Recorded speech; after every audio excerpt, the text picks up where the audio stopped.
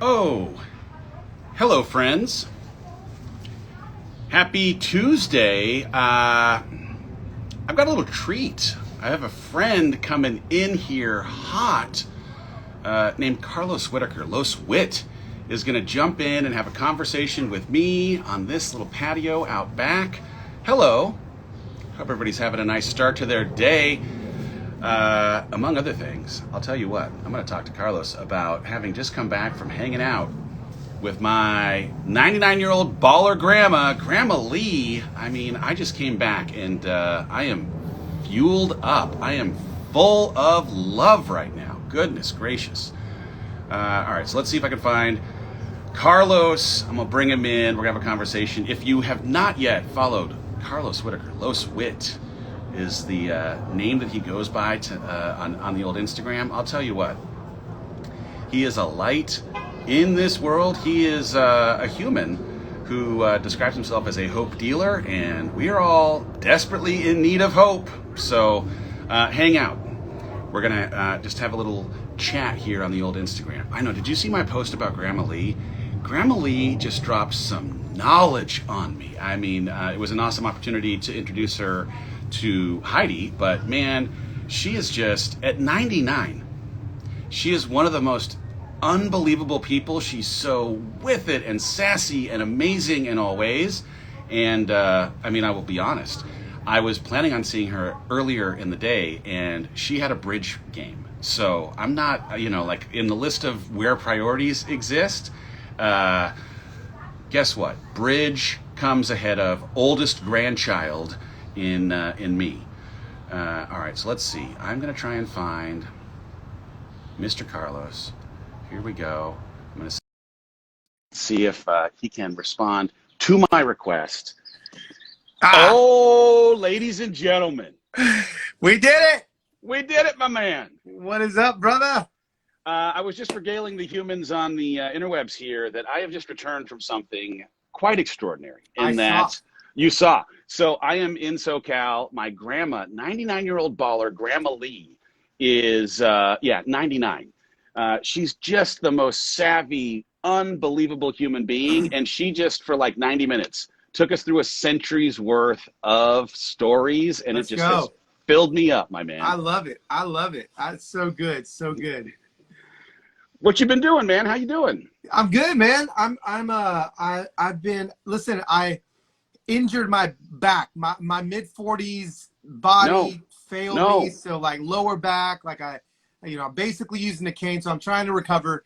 How did you injure your back? Did you do something spectacular? No, it actually was so unspectacular. I was changing my tire, Dave. This is what happens to our bodies.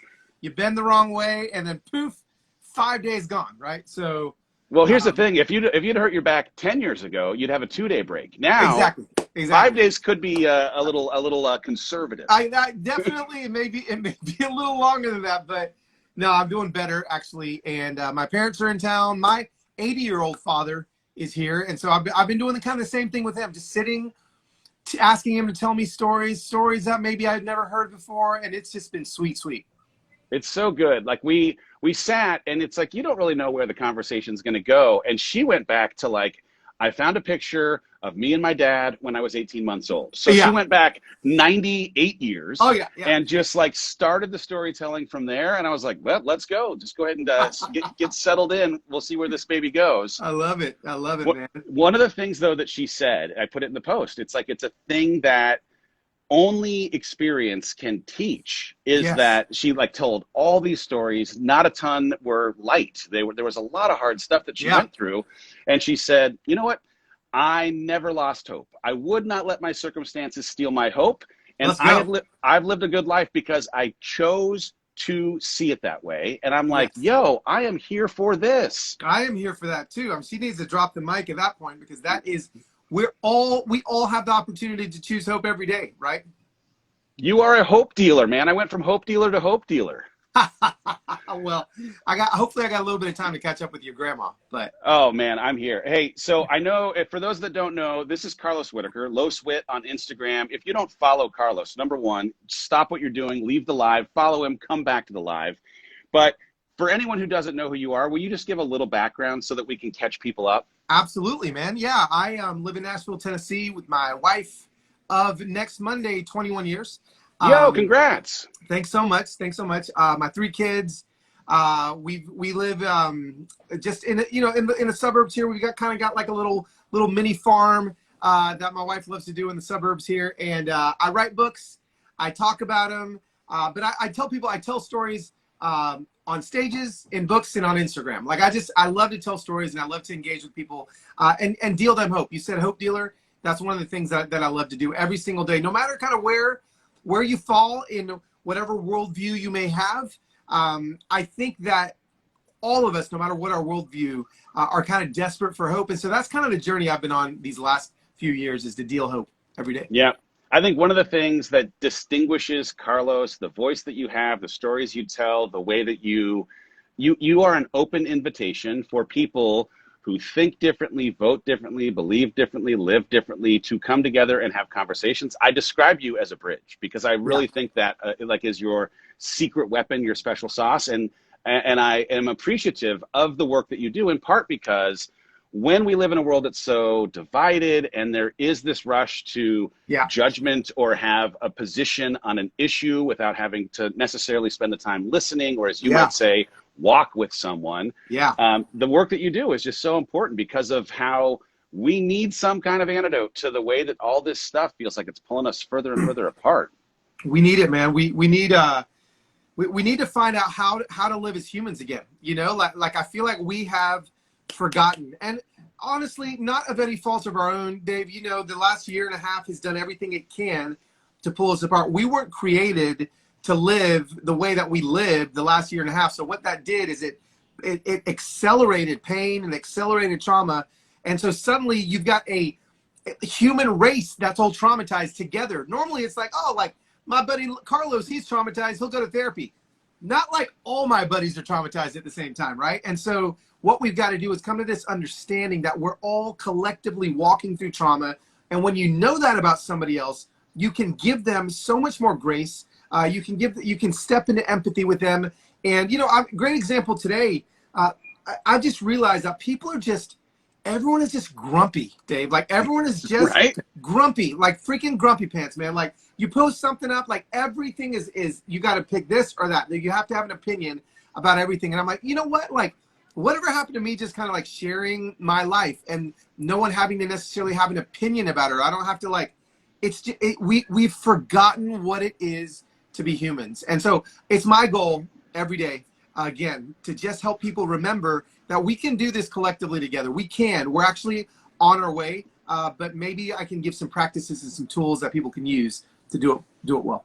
Yeah, I mean, the idea of walking with you or walking with me as I'm experiencing something of trauma in my life, or you're experiencing something of trauma, if those traumas aren't shared, we may not have an empathy for what it might feel like to experience that trauma specifically in your world. And unless we deliberately decide, hey, you know what, rather than rushing to judgment, I'm going to just try and understand, listen, walk with, it fundamentally changes the entire equation.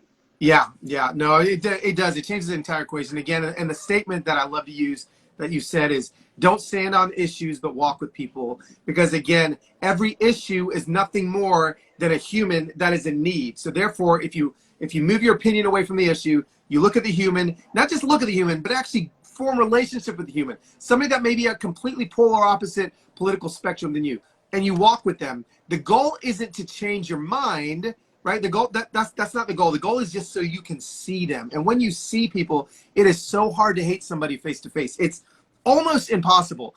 And that's what I've noticed, is that the second we start going like this and seeing people face to face, all that stuff starts to fall apart, and we're left with what really is the pure part of our hearts, which is love. Yeah, I think, you know, obviously social media ends up exacerbating the worst in each of us, in the facelessness of our quick response ability in comments or whatever it might be. That if we were actually face to face with the person who represented a point of view, we likely wouldn't, in most instances, ever jump to the same kind of vitriolic stuff that is as divisive as it ends up being, because we would see them. We'd see them. Yeah. Yeah, it's hard. What's I mean, like outside of like leaning into community or following someone like yourself, is there anything that you're seeing that, like, just as a practical, if you are a human who's watching this now, you're struggling a little bit to try and connect with other people who have differing points of view, right? You Yeah. feel super sure that your way is the right way. They are crazy for having their opinion. What's the piece of advice that you would give to someone if they're looking to just take a single step closer to understanding? Yeah, well, I'll tell you what. This is getting. It's a simple piece of advice, but it's a very difficult piece of advice because it's the piece of advice that most of us have been hiding from for the last year, and that is we all have somebody in our life, every single one of us, that we can. That our relationship has been fractured because of something that's happened in the last 18 months. So my recommendation to everybody is always like, okay, find that one person. Who is the one person where it may not have been like a massive fracture. It could literally just be like, you know what? I unfollowed them on Instagram. And I unfollowed them because I didn't want to hear their point of view on a daily basis. Reach out to them, send them a text, ask them to go to coffee. Reach out to them, send them a text, and don't talk about the issue. Like that's not, just talk to them about everything else. And what you find out is the issue is no longer your identity, because what we've done is we place our identity in these issues. And I promise you, I don't care how left you are or how right you are or how up or down you are or how masked you are or no mask you are. Those things, at the end of the day, are not your definition. And when you take those things off of your shoulders as your definition, you will suddenly, it'll rise up again inside of you who you really are. And I'm telling you, when you meet with somebody and you don't talk about those issues, you just see them face to face. I've got a friend of mine who vehemently disagrees politically with me. Vehemently disagrees. We bought season tickets together to the Nashville MLS team, just me and him. Every Saturday we go together. Guess what? We don't follow each other on social media, but we just sit next to each other and root for the same team. That's all we do. And can I tell you what, Dave? The healing that has happened, the healing that's accelerated in our lives because of that and that's all it's going to take. That's really it. Yeah, so good. I wonder if there isn't something in, I don't know, like when I was at Disney, there was this person that was just the absolute worst. I mean, like truly, like she walked into a room and the room got darker. I mean, like if there was the definition of like a thermostat thermometer person, she was the thermometer. Like she would just bring the temperature the room down. And I can remember I sat in church on a Sunday. I just had a bad interaction with her. And the challenge from the pastor was to find someone who just absolutely grates on your nerves. Oh, no. And afford them grace, the definition in this instance, giving them something they do not deserve. And I invited her to come and become like a mentor-mentee is the wrong word because we were contemporaries, but just like a partner inside of the business. And I said, hey, could we set up 4 consecutive weeks worth of lunches to see if we can't solve some of the problems in the business? And I'll be honest, I did not want to. I thought it was a terrible idea because she bothered me as much as she bothered literally every other person. And yet, the most magical thing happened after the second lunch in that I started to understand a little bit of why she was the way that she was. I could see a little bit of why the insecurities that lived inside of her were manifesting in the way that ended up grating on everyone's nerves. And in that humanity that now I could see, I had some appreciation for. And I now thought of her in a completely different way. We became unbelievably close friends, and it came because of that decision to do something that she didn't necessarily deserve. We just had lunch. Well, and what it was, Dave, was it was a risk on your part. But I'd love to say this all the time. It takes risk in order to rescue. Well, if you're looking for a rescue, if you're looking to rescue anything, whether it be a relationship, whether it be a job, any rescue, there will be risk involved. You look at any movie rescue, whatever. The story means there's a risk before. It took a risk from you to allow that conversation to happen. And then suddenly what happened? Well, the acceleration of both of your common humanity, it starts going straight forward. And, what I tell people is we're always on a journey, right? Where some people may call this, worldview of like spiral dynamics or whatever, people want to call this. But it really is, there's a kind of a spiritual mentor named Rob Bell. I don't know if you're familiar with Rob. Sure. And he talks about how what we kind of need to do is to move from me to we to everybody. And where most people get stuck is at the we, and literally they will get to we around 25 or 30, and they'll stay there till the day we die.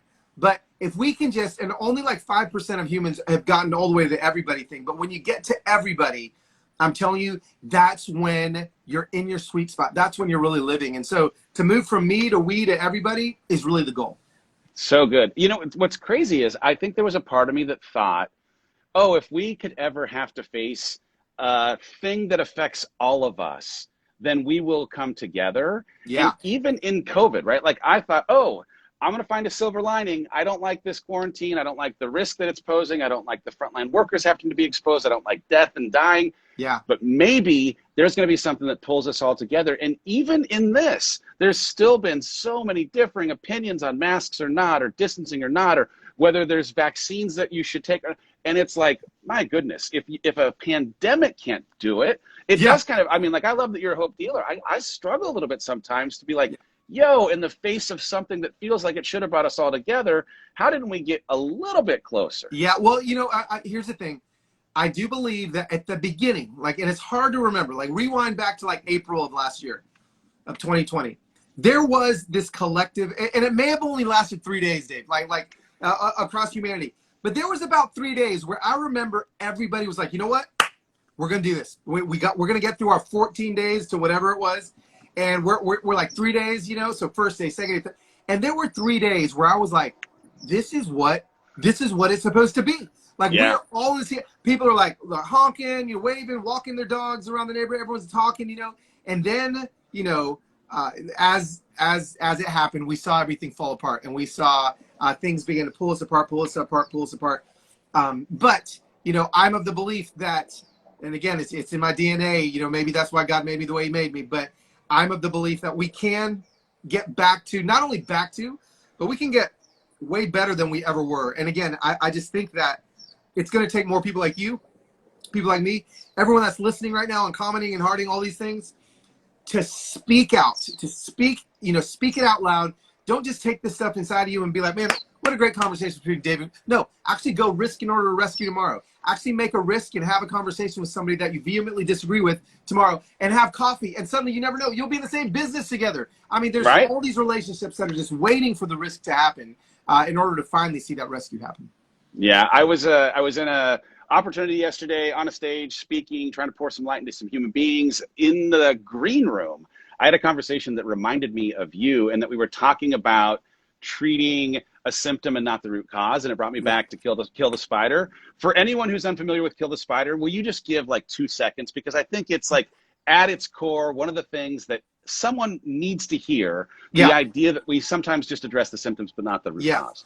Absolutely. You know, we can even look at everything we've been talking about. We can look at the way that we behave this last year, and we can see our behaviors that we're not really proud of. And what Kill the Spider does in that whole concept is it allows us to see those behaviors for what they really are. And so for me, you know, I mean, we can rewind 10 years ago. I had behaviors in my life that were destroying my relationships, my family, my friends, my job, my work. And I had to get to the root of what it was. So I called my dad, and my dad just told me a quick story. He said, Carlitos, let me tell you what your problem is. When I was in Panama preaching my very first revival, I gave the invitation, and only one person came to the front of the church. She was a very old lady. Her name was Miss Ramirez, and she slowly makes her way to the front of the church. And she's crying, and she says, Pastor, can you please pray for me? And my dad said, sure, I'll pray for you. She said, can you please pray that God would clean the cobwebs from my life? And my dad thought, oh, that's kind of poetic. So we prayed, Lord, clean the cobwebs from Miss Ramirez's life. He said the second night she came up crying again, and she asked him again to pray that God would clean the cobwebs from her life. So he said he put a little salt and pepper on his prayer, prayed a little harder. He said then the last night she came, and she's still crying, and she said, Pastor, can you pray one more time that God would clean the cobwebs? And my dad said he looked at her and said, no, we've been praying the wrong prayer. Tonight we don't pray, he cleans the cobwebs. Tonight we pray, he kills the spider. And when he told me that, Dave, everything inside me, like every goosebump that was allowed to pop up went up, because I knew why he was telling me that story. Because I was a professional cobweb cleaner.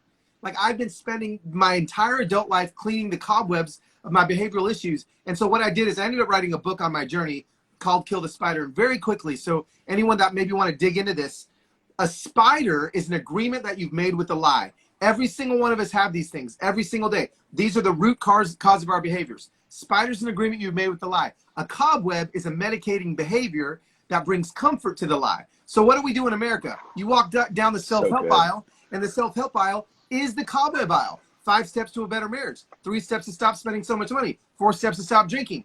That's just cleaning the cobwebs. And you will never find true freedom in cleaning the cobwebs. What you have to do is find the root, find the agreement you've made with the lie, break that lie, the behavior changes, and you'll find freedom. And I can I'm red in the face, bro. It's so good, and it's so, and in some ways it's so simple, and so yet simple.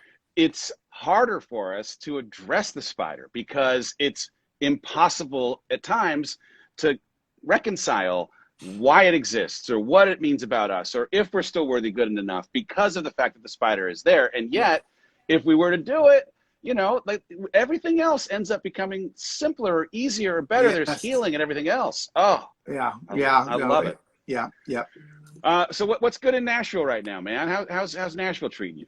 Nashville, I'm loving Nashville. It is so good. It's like it's a small town dressed up like a big city. So it is, you know, very similar to Austin. I mean, just the food scene, the music scene, all the things are popping here. Everyone's coming to Nashville right now. So like our basement is constantly filled with friends. It's the best season. You know, I've got my kind of stage of life. I've got a 19-year-old, a 17-year-old, a 15-year-old. So it's like our house is filled with teenagers nonstop, boyfriends, all the things, and it's just fun, man. Like I'm living my dream right now. It is my best life, and you know we're having a blast right now. So yeah, I mean I just need you here. Like that's the only thing. Like we just need to get Dave to Nashville.